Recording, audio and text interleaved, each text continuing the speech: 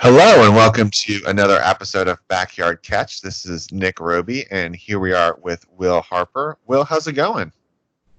Doing pretty good. How about yourself, Nick?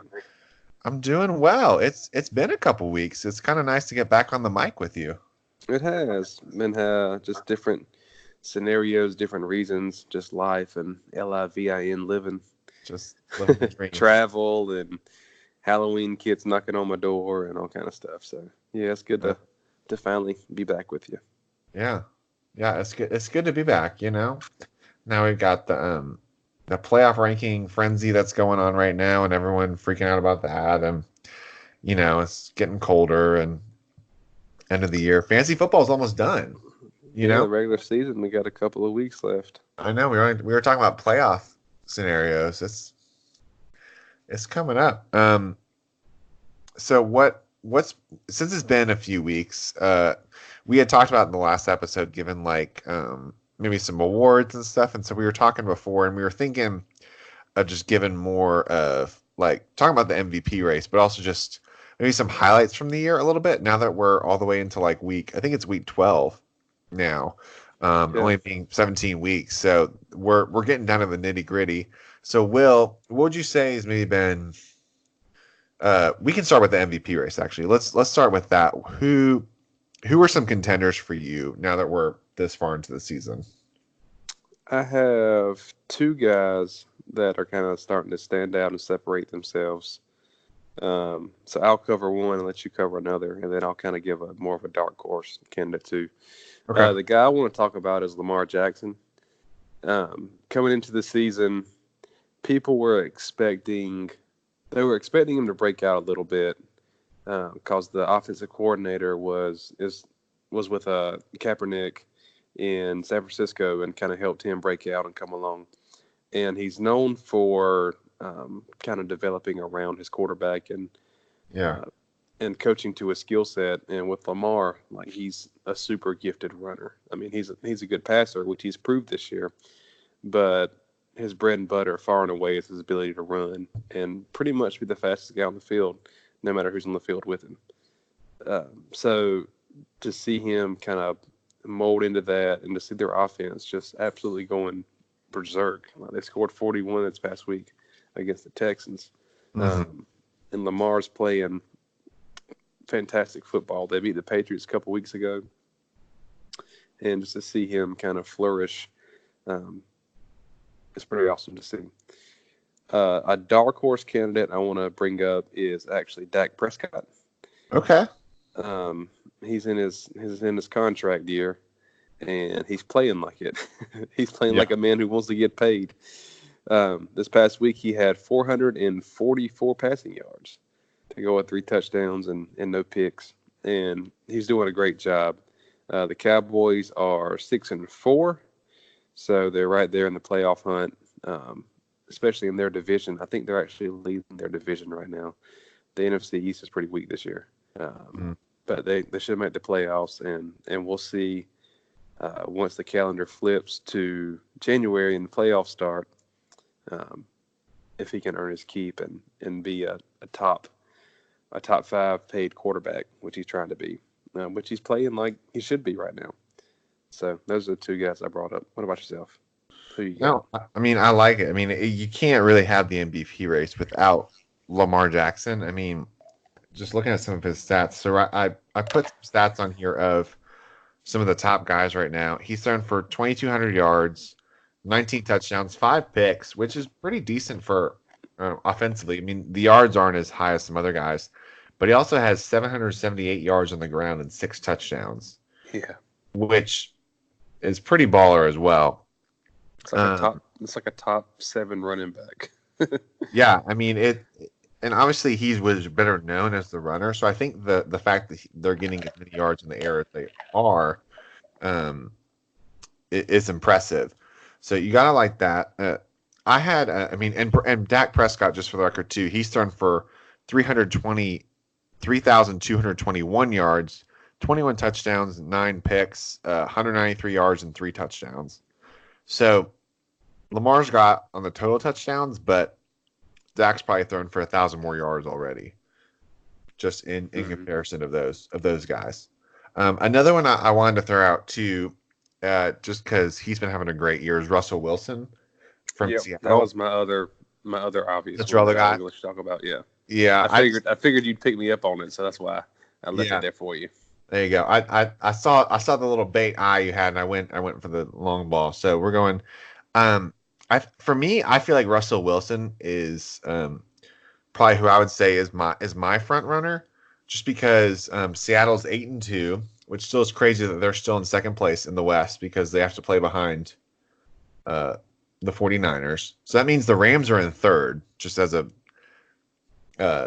PSA. That's pretty crazy since they made the Super Bowl last year and they're in third place.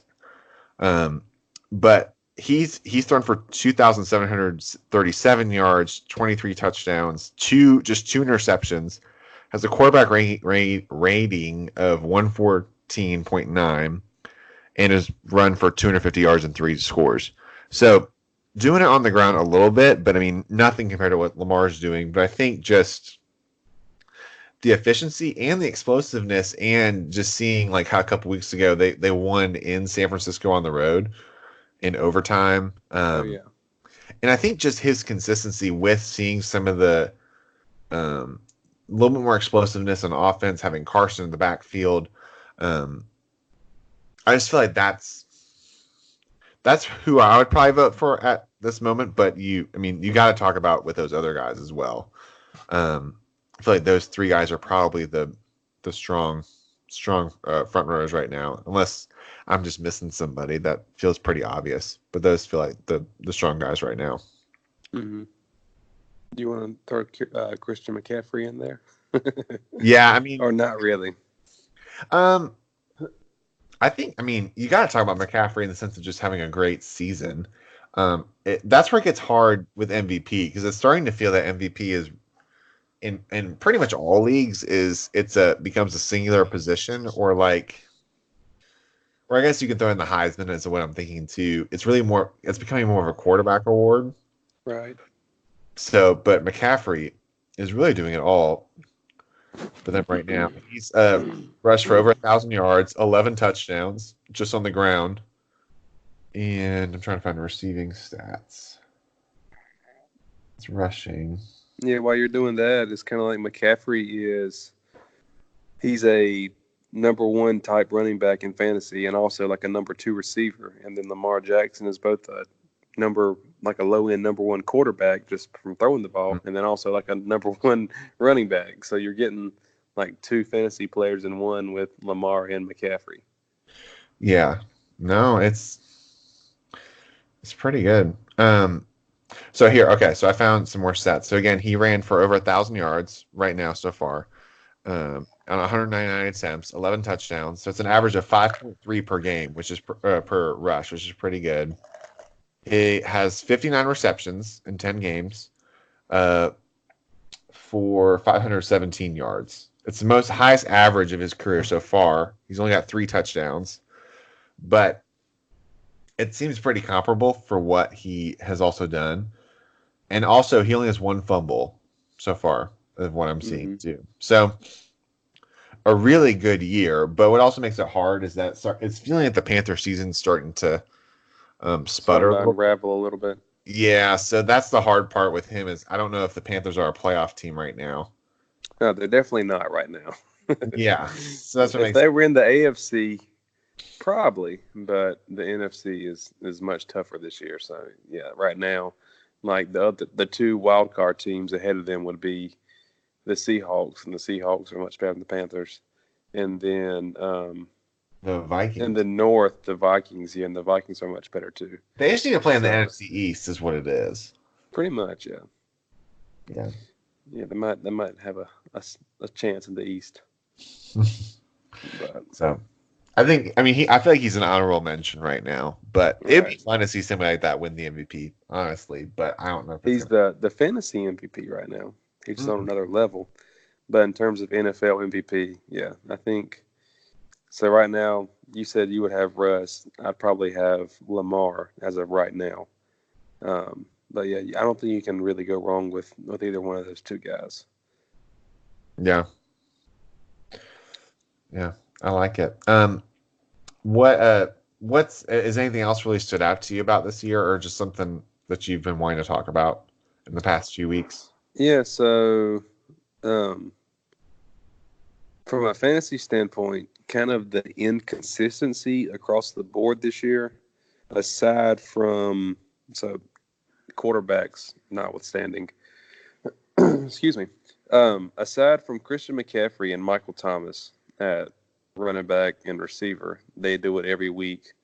They might have had like one iffy game apiece. Mm-hmm. Aside from them, there's a lot of fluctuating between really good weeks. Like people might have great week, really good week, stink it up a little bit. Like there hasn't been consistency across the board like I've seen in years past. Yeah. So like coming into the week, Michael Thomas and Mike Evans and Chris Godwin were the top three like fantasy receivers on the season. Right. Michael Thomas is doing it every week. Mike Evans actually has 1 or 2 weeks where he had 0 points. Like he had no catches for no yards. Yeah, He's that was also so had random. weeks where he's also had weeks where he's gone for 200 plus yards and 3 touchdowns. So I mean, there's some monster performances, but you just haven't seen as much of the consistency, and a lot of it's injury too. So like Kamar's been out some with injury. With Gurley, like he's kind of the story coming into the season. What's his knee? How's it going to hold up? What's it going to be like? Mm-hmm. So this past week, he finally got a lot more play than he has been. But that inconsistency, so just the inconsistency across the board is something that I wasn't expecting. That is something that's played a hand in this season, I think. Oh, for sure. And I think like, at least for me, it kind of feels like whenever you try to start somebody, like I'm like, oh, they had a good week. Like they might be a safe pick to start. They always had. I feel like I picked the opposite week, and maybe you just always remember those ones worse than the other ones. You know, I did have a quarterback who had a negative week, so that was fun. Oh, I almost forgot about that. I actually had a back-to-back weeks, but I only started once. But I had a negative quarterback, like which you get points for just making completions. So that was fun. But even it's just random things like that. Even like Saquon, Saquon got hurt in the middle, which, I thought he was indestructible. So I guess we'll allow him a little injury. And then he had a couple weeks ago where he only had 1 yard rushing. Yeah. Which that feels very fluky, but still I think it points to what you're talking about, is it does seem a little bit more. The consistent thing this year has been the inconsistency, if that makes sense. Like you can just count on like it's going to be a little bit different. And I think it kind of shows even in our league, we were just talking about before, that the records, it seems that a lot of people are pretty much in the middle. Like there's just of like around 500 kind of teams, just because it just depends on the week.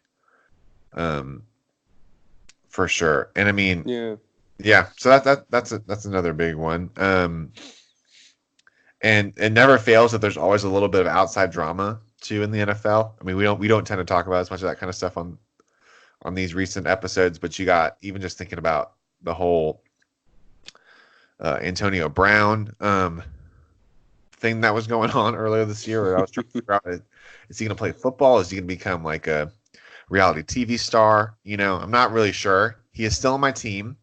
It still says he's on a bye week, so he says he's apologized now to the Patriots. So yes, did you see the tweet? Sorry for all the drama, I think that's what he said. He had a big tweet about it. And I saw where someone had retweeted it, and they were like, props to the guy that Antonio Brown paid to write this tweet, because they did some things grammatically incorrect, but they gave it away when he left the semicolon in there. So there's a semicolon in the tweet, and like no one's gonna use a semicolon in the tweet, like if they're just using their just normal everyday jargon talking voice. So I thought it was pretty funny. Here, quote, Mr. Kraft, I apologize sincerely to you and your organization, ! All I wanted to be was an asset to the organization, semicolon. Sorry for the bad media and the drama, space, ! Thank you, sincerely, AB. Which, there's a lot of things to talk about in that, but also I just love that he said, thank you, sincerely, AB, which he tweeted it, so we all know it's from him. Mm-hmm. And the picture is him hugging Tom Brady. So he definitely paid someone to do that. Anyway, so there's been that. I mean, I hope he does kind of get his life together, but like trying to figure out with him, he's much too good of a player to. It feels like a waste. Like if he goes away. I mean, we've got him. We've got Helmet Gate with Myles Garrett. Had a rage for like 3 seconds, and then he goes back to normal. And everyone now is wondering if we need to like put pillows around our children constantly. But it was really bad what he did. So we've got all that kind of stuff, and leads into a whole nother discussion. And then you got the Colin Kaepernick stuff for this week. How he's doing the tryout, but then last minute changes it to a high school 60 miles down the road, and talking about for the NFL to stop running type of stuff. And so just that whole thing, and he still hasn't played in 3 years, and you got the he said she said kind of stuff. And so the NFL never fails. There's always some kind of storyline outside of the sport that keeps it going. So. Always got some drama going on. I know. But we love it, so it keeps us drawn in. They're doing their job. Oh, it definitely does. One more thing. So even with the inconsistency has even kind of bled over into tight end this year. So Kelsey and Ertz, Ertz really hasn't been all that great. Kelsey's been good. He had a good game on Monday Night Football. But other guys have really stepped up and kind of stepped into that light, like my boy Mark Andrews. He's not playing, but like 50% of the snaps with Lamar in Baltimore, but he's right up there with top tight ends in the league. Yeah. So I just had to throw my boy Marky Mark in there for a second. There you go. You got his like bi-weekly mention. There's nothing wrong with that. No, he's earned it. He's earned it. He has earned it.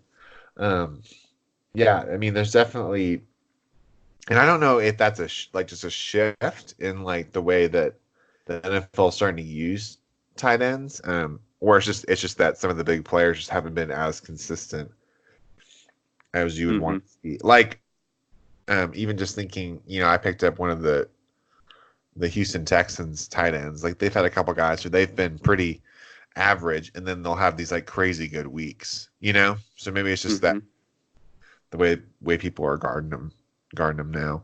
And then Minshew Mania. Speaking of gardeners, he's nice transition. There you go. I planned that. He's sad, and we got Nick Foles, which is interesting. But anyway, we can talk. Minshew Mania has been put on hiatus. Which I don't. I guess I don't really blame the Jaguars, because they want to see what they have in Nick Foles. They paid this money for him to come down, and he plays one game or part of a game. And Minshew's going to be there, but right. Yeah. It wasn't a Tom Brady taking over situation like in New England. Like Minshew, he did well. He had some really good games, but he didn't do anything to usurp the role from Foles whenever Foles was ready to come back. Yeah, no. Let's see. Any games you wanted to talk about from this past weekend, or even things just more recent? Sure. Let's talk about the Minnesota and Denver game from this past week. So, Sunday, you're going to love this. I spent the early part of Sunday afternoon at the Southern Christmas Show in Charlotte. Oh yes, yeah. I think I did see an Instagram story that was an Instagram story where I was eating my slice of pizza and watching the game on my phone while at the Southern Christmas Show. So yes, I was enduring that. I got my husband brownie points. But yeah, so I was watching the Panthers-Falcons game. For some unknown reason, I kept watching it. But they kept showing cut-ins from Minnesota and Denver. Yeah. and Denver was up. Like, they were up pretty big. Jumped out to a big lead on Minnesota, and I was like, oh my, like, are the Vikings really going to lose to the Broncos? Vikings ended up coming back to win, but just kind of the way that game started, it really kind of took me by surprise of what was going on.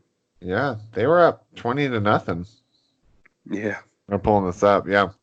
That is impressive. And that's funny. Man, you were dedicated to keep watching the Panthers and Falcons as Yeah. I was watching more for after I knew it was over after like halftime. Um, I was mostly watching because I had Kyle Allen playing in a league, and I was like, all right, I need some garbage points, Kyle. And then I just kept watching him throw interceptions. yeah. So it was literally draining me and defeating me. Somehow I still ended up winning in that league this week. And Kyle Allen was actually the higher scoring quarterback in my matchup, believe it or not. The other guy played Tom Brady, and Tom Brady, while he didn't throw any picks, he also had like 100 and something yards and no touchdowns. Mm-hmm. So Kyle Allen actually outscored him this week in my fantasy league. So believe it or not, it wasn't as bad as it was Sunday at 3:30 when I was watching him throw interceptions. There you go. But but that game stood out to me. Another one was the San Francisco-Arizona game on Sunday afternoon. So it was a really close game, like super close. Arizona was winning with like 50 seconds left. And then San Francisco scores the go-ahead touchdown. And then possibly one of the craziest endings to a game where San Francisco actually scores a touchdown from like I think it was recorded as like 2 forced fumbles. There was a big conversation in our group message about it because they went from like 3 fantasy points to 14 like in one play. Yeah. But yeah, it was pretty strange. But yeah. But Arizona hung with them. Arizona's actually, I mean, their offense is putting it together. Our boy Kyler Murray and Kenyon Drake, of all people, are leading that team, and they're looking pretty good. Yeah, if they can assemble any kind of defense and having consistency around them, I mean, they're definitely building. They're heading in the right direction out there. Yeah, you got to think that come this year's draft and this year's free agency, a lot of the focus is going to be on that defense. Oh, for sure. Because they've got the weapons with Christian Kirk, and then like Andy Isabella and some guys like that, Hakeem Butler, and then I don't know what's going to happen with David Johnson. He looks washed. Kenyon Johnson's a free agent, but Chase Edwards, that's it. Chase Edwards is there, and he's looked good, but he's hurt now. So I don't know if Chase is going to be the headline back next year if they try to re-sign Drake or let Johnson go or try to bring him back. Right. I'm not sure what happens at running back next year, but I don't know. Yeah, the offense looks good. Come on, Chase. He's in my taxi squad right now, so I would love. Oh, you've got him. You got him stashed out to the side right now. Oh, he's stashed away. So I would hate to see David Johnson not do so hot, but I'm prepared. If he's not. Yeah, I think there are some. I mean, the big marquee game that I was kind of circled of just like wanting to pay attention to was the Ravens and the Texans, just because they kept showing highlights of Deshaun and Lamar in college and like the big battles they had, especially the one where the Louisville Cardinals come to Clemson and Clemson stops them on a 4th down play, and Deshaun felt like Deshaun outdueled him that game. I feel like there's an opportunity for this to be like a cool back and forth, and this was just not that game. Baltimore wins 41-7. They don't really score anything on offense. So, and I think it also just goes to show like how good this Ravens defense is too. That they're ready to play. So this Ravens team is they look legit. I think another thing they were talking about I was just seeing on Twitter too was the big non-call on DeAndre Hopkins in the end zone, where it's just been feels like a theme this year that there hasn't been a lot of PI pass interference overturns. Like, because now that with the new rule, coaches can challenge and see if a pass interference is if there was pass interference or if it should be called back, type of thing. Because then the big thing, if you didn't know, is from last year when the Saints and Rams were playing in New Orleans.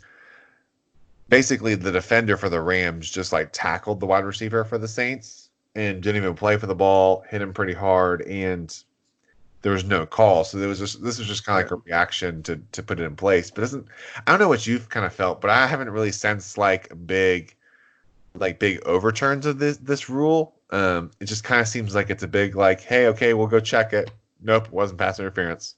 Right. We just kind of move on. So that was.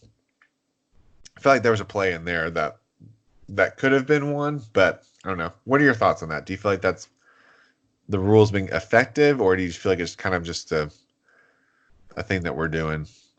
Well, I think so. It was put in because they had to do something because like the play in the playoffs was so egregious and so obviously a pass interference that like they had to do something. So I don't know the stats off the top of my head on the percentage of overturns this year. They have overturned some and like ended up calling the penalty or taking the penalty away. But they're not doing as much as they probably should. Like I thought that was a pretty obvious pass interference. Like I don't see how they didn't call it as it.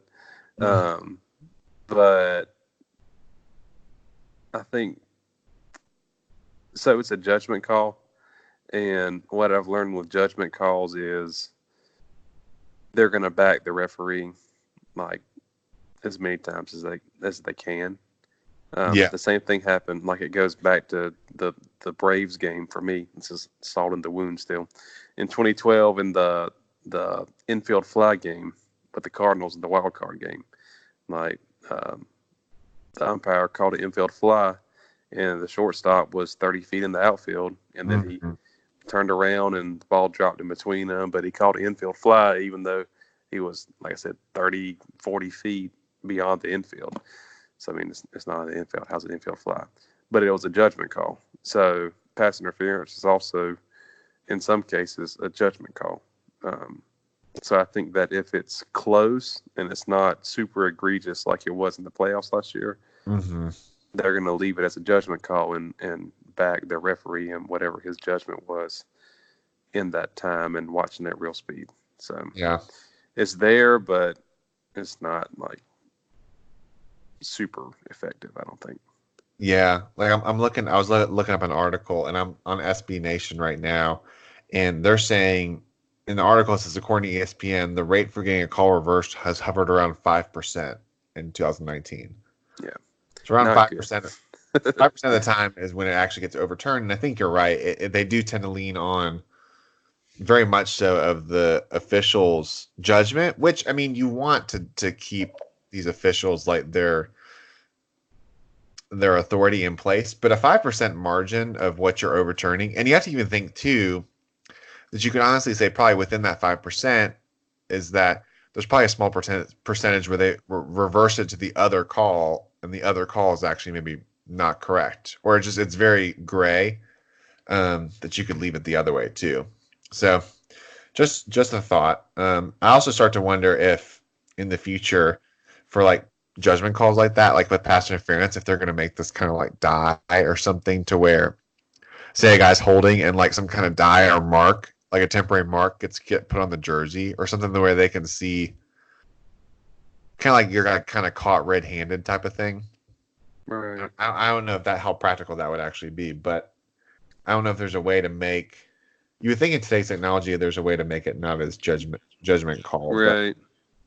If they're so, what I can suggest now, it'll never happen because it could possibly be every play and you can't review every play.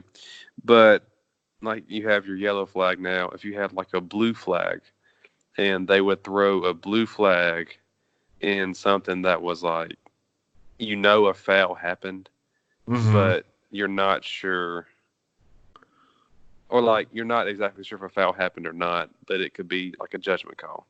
So like instead of actually calling pass interference or not calling pass interference, it would just be reviewed like from a completely neutral standpoint of like, okay, we got to make a call. Was it or was it not?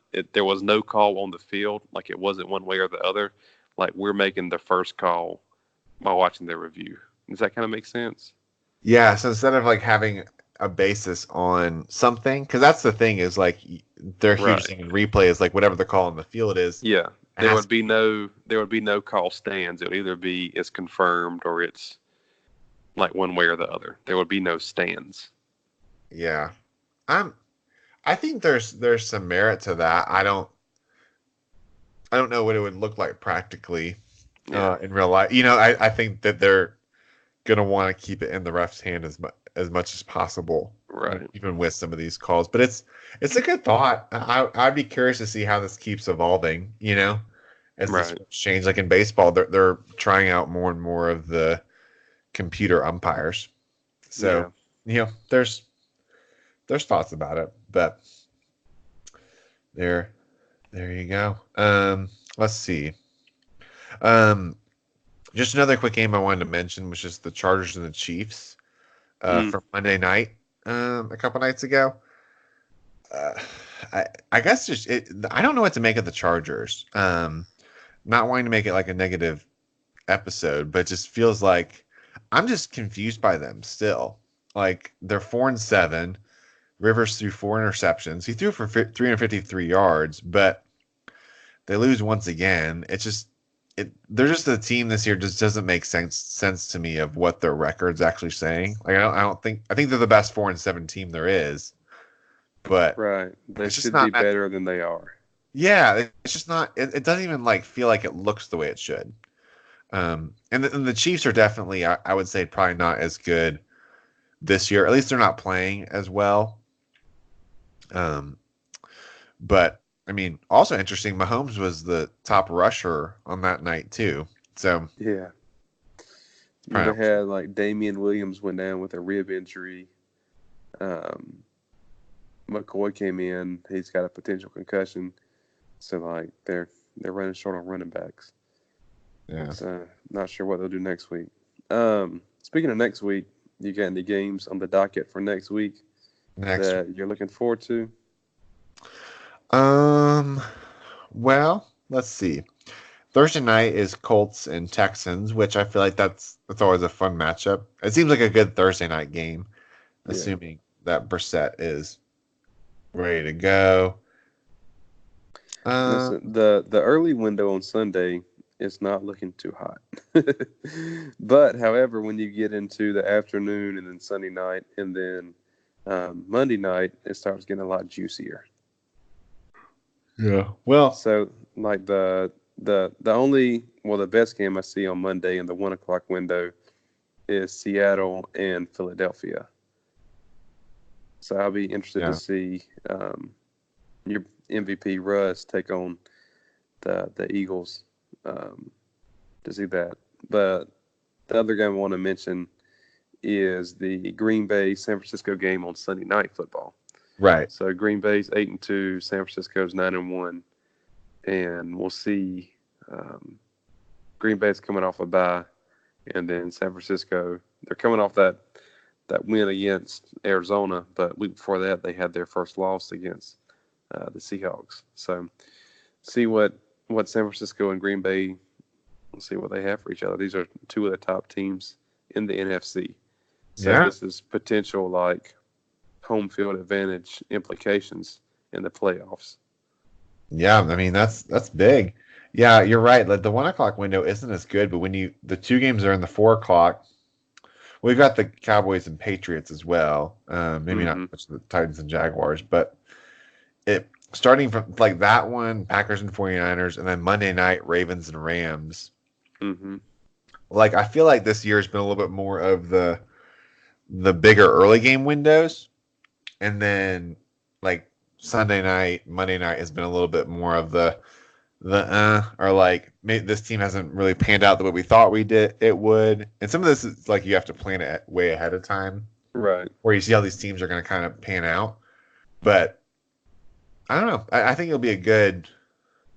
It's good for me because I get to watch. I can have the opportunity to watch some of these bigger games because I have some of the bigger stuff and not the NFL package. But yeah, it'll be an interesting week, that's for sure. Panthers have the Saints, so I like it, and hopefully my fantasy team can finish the year strong. It's looking good for us right now. We're both guaranteed playoff spots, so it's just a matter of can we both finish first in our divisions. Yeah. I have a 1-game lead. You have a 2-game lead. Right. So you're at least guaranteed a share of first. Yeah, and it's looking like if you can finish the year strong, that you'll get first too. And the way ours is working is we have a 10-team league, and the first place team we're going to do it where they win the division and then they get a bye, and then second and third place play each other, and they play in like the first round, and then the winner of that would play the team that finished in first place. So it'd be nice to have the bye to not have to worry about it, and plus you get to hang up a banner in your house that says Fantasy Football Division Champ. There you go. Yeah. Get you a T-shirt. Get all kind of stuff. I know. I mean, you just walk into work the next day and be like, hey, it's not a big deal. Just Division Champ. Championship swag. Yeah. But yeah, it's looking good for us. Yeah, I like it. Well, there you are, guys. Thanks for listening. Will, as always, thanks for being on. I really enjoyed it. Oh yeah, for sure. I enjoyed it too. Thanks for having me. It was good to finally get back to it. I know it's been a little while, like we said earlier, and just life happens and get busy. But yeah, it's good to get back on it. Yeah, enjoyed it. I know. Maybe one day we can do this more full time and more consistently. But guys, thanks so much for listening. Remember to subscribe, like the podcast, share with friends. Let us know what you like or any topics you would want us to talk about. But thanks so much for listening. And for now, we are signing off.